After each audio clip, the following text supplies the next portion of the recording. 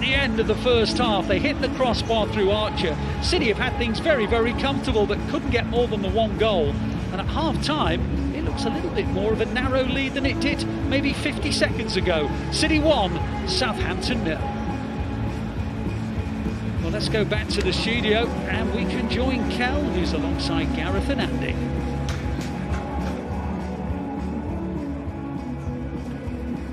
Half-time at the Etihad Stadium. It's Manchester City 1, Southampton 0. My name is Cel Spellman alongside Gareth and Andy. Thank you for joining us.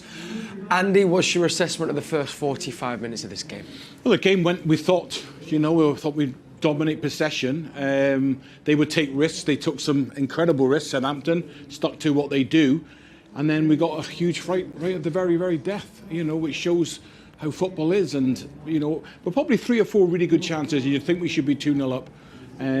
But football is such a way that, and until you get that second goal and defend the way that we do with that high line, if there is space in behind, it's very dangerous. It is indeed. We'll get to those Southampton chances in a moment.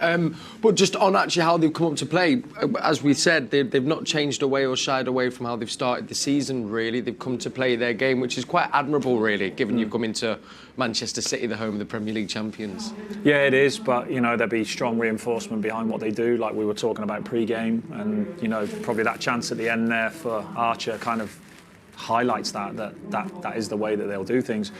Never felt really that Southampton had an out. Archer was playing so deep. They had all of the players in the final third, or City's final third, in their own defensive third. So there was so difficult for Southampton when they do clear the ball to get any kind of connection. Yeah.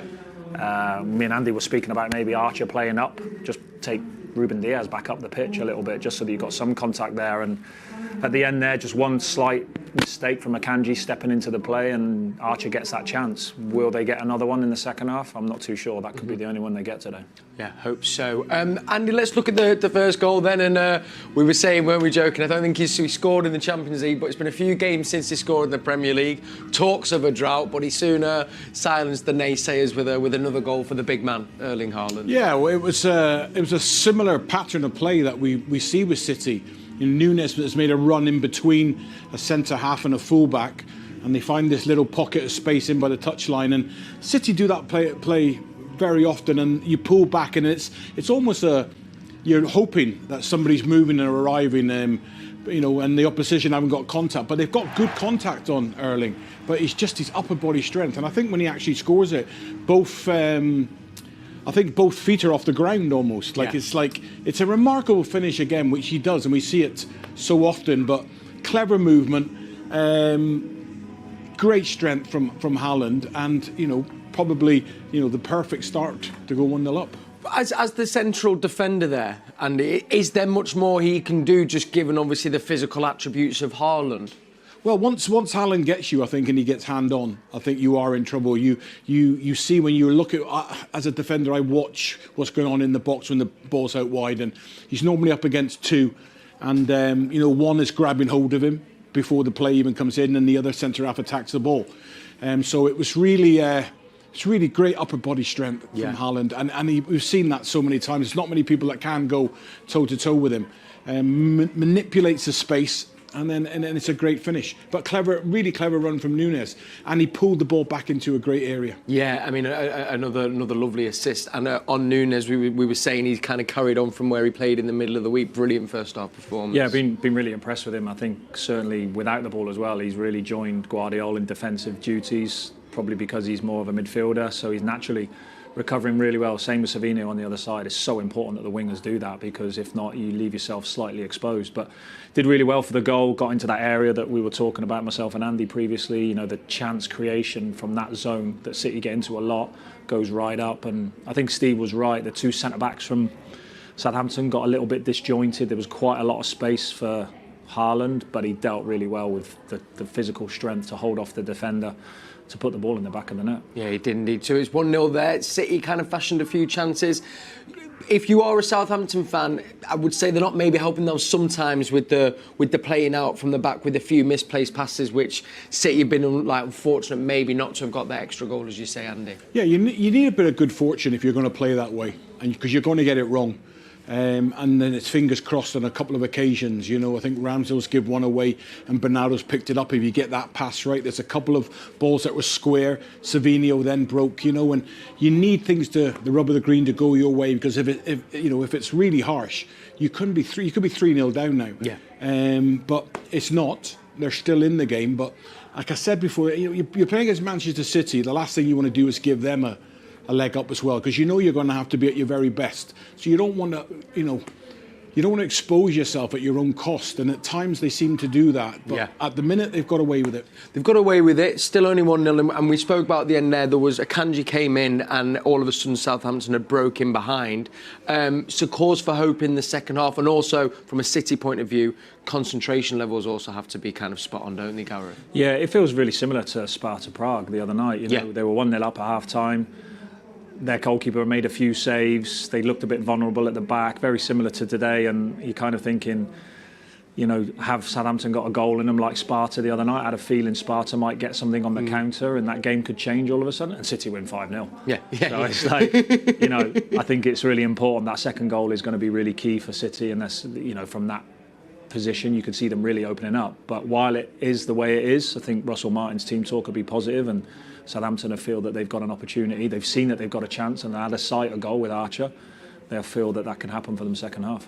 Will indeed. Well, before we look ahead to the second half, gents, we're going to go back to, I think, my new favourite game, Face Swap. So we have got a game here where we're going to bring you some different players. They're an amalgamation of two players, the majority from that very famous 99 squad, but with a few from our first team and the women's team thrown in as well. So let's get into part 2 of Face Swap.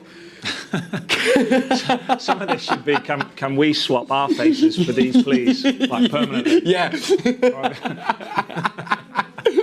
I'd love that. That's classic Phil. Yeah. Jack Grealish. Very good. Gareth, very well got played. Phil wrong. There we go. Okay, that's the first one. Let's look at this this next one.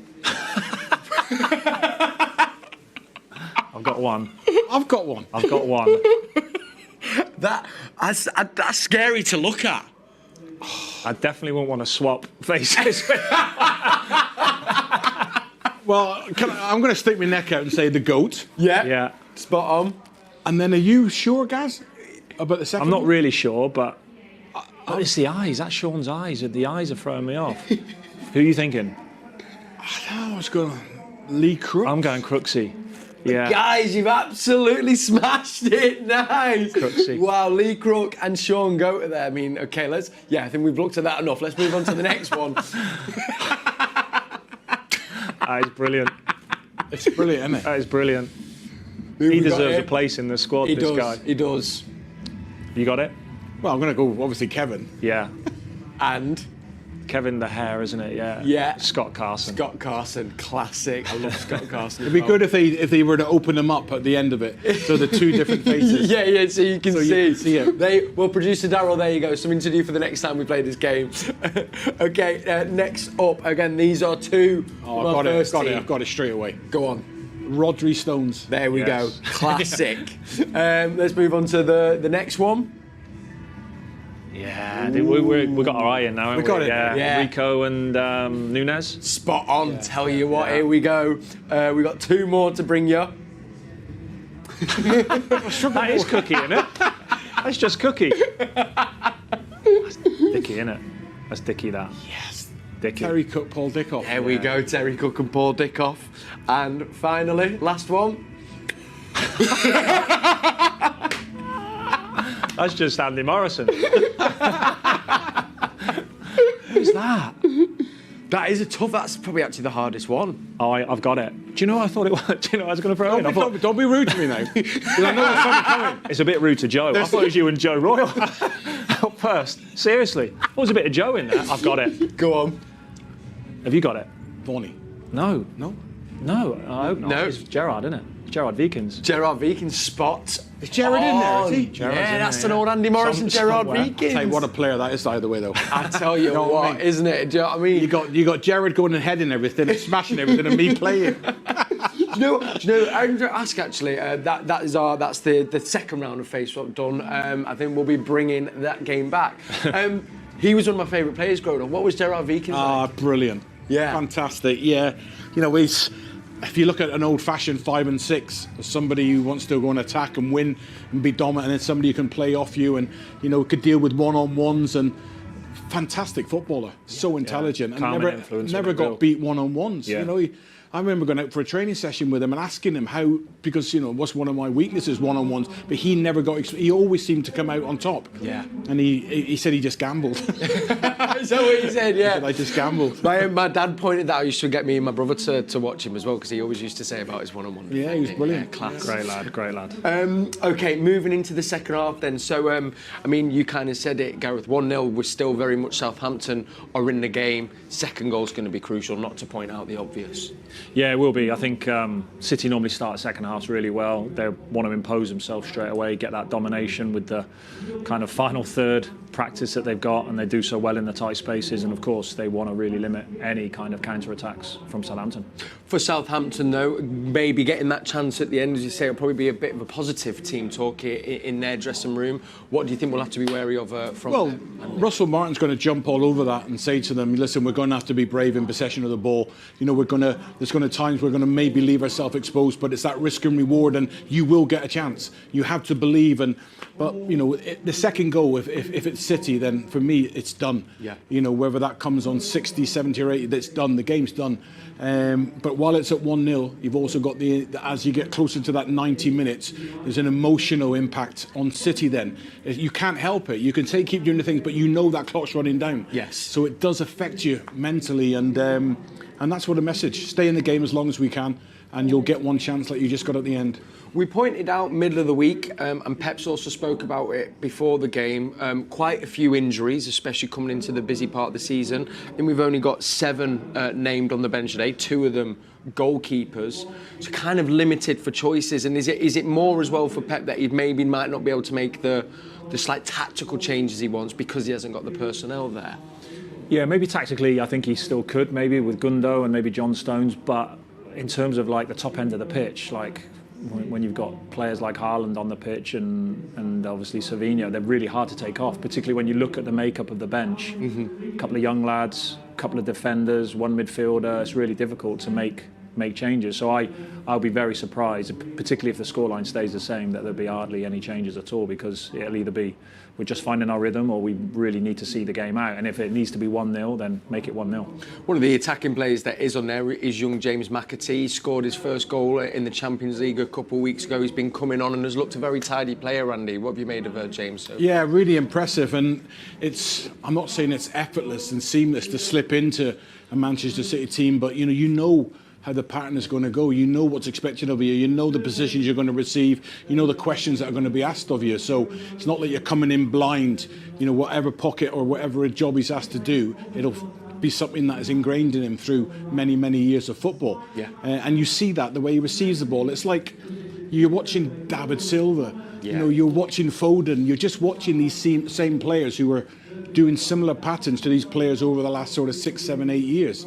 And he's obviously very talented and has got a couple of goals. Yeah, has indeed. Yeah. One man as well who's been close a couple of times was an amazing block, but we highlighted him at the start of the show, Kovacic. So it does seem, if it's not Haaland, that he's the one that's been pulling the trigger a little bit in that first half, Gareth. Yeah, plays more advanced probably than a Rodri would. I mean, although we've seen Rodri score some important goals, but Kovacic has got into some good positions, and there was one really good pullback, I think, or a slide pass from Guardiola's Croatian teammate, and really unlucky, he got his shot off, and I think it was an excellent block, maybe from Harwood Bellis. So yeah, he's getting into those advanced positions a lot more, and we were talking before, myself and Andy, around sometimes when you've got controlled possession around the edge of their box, sometimes those shots from the edge of the box are really important, because they might not be the final action, but you might get a rebound from it, and Haaland or whoever be there to finish it off. Well, listen, there we can see the Southampton players are making their way out onto the pitch, and I'm sure, we can start to see the City bench coming out. So we'll take a pause here in the studio. Come join us at full time, but I'm going to hand you back over now to Alistair Mann, who is with birthday boy Steve Howie on commentary. It's 1-0 to Manchester City. Here's hoping we'll be speaking about more goals and them all important 3 points come full time. Come on, City.